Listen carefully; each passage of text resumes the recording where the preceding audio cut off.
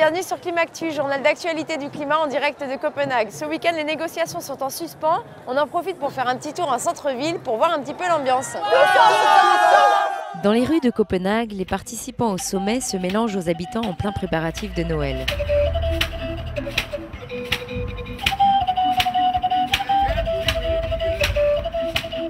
Des clins d'œil sur le climat ponctuent un peu partout la ville. Le WWF a installé sur les pavés danois un ours polaire en glace qui est en train de fondre à force d'être touché par les humains. Pas de relâche pour les militants qui organisent une grande manifestation à l'attention des leaders mondiaux.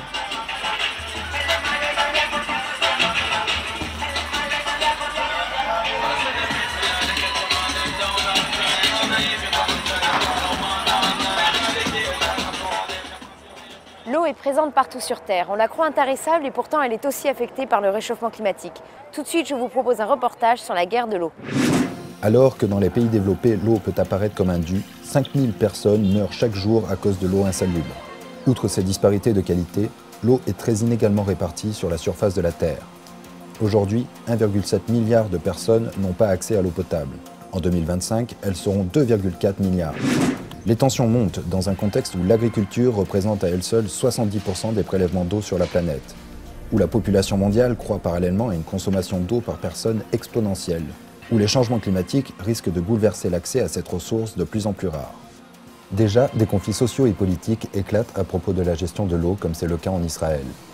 Mais que se passera-t-il lorsque l'eau disparaîtra complètement de certains endroits de la planète ? Shewang Norfeld se bat pour la conservation de l'eau au Ladakh. Face au manque d'eau qui affecte les habitants dans leur vie quotidienne et dans l'agriculture, il a mis au point un système de glaciers artificiels qui permet de retenir l'eau douce après l'hiver. Depuis les 50 dernières années, nous avons beaucoup moins de neige à cause du changement climatique. Et les gens ont beaucoup de problèmes d'accès à l'eau. Donc, nous essayons de retenir l'eau.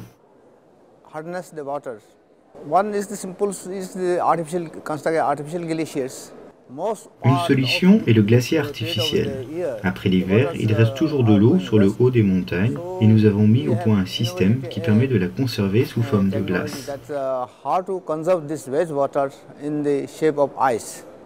Sans l'eau, on ne peut rien faire. L'eau est ce qu'il y a de plus important dans nos régions. Merci beaucoup de nous avoir suivis, très bonne soirée et à demain.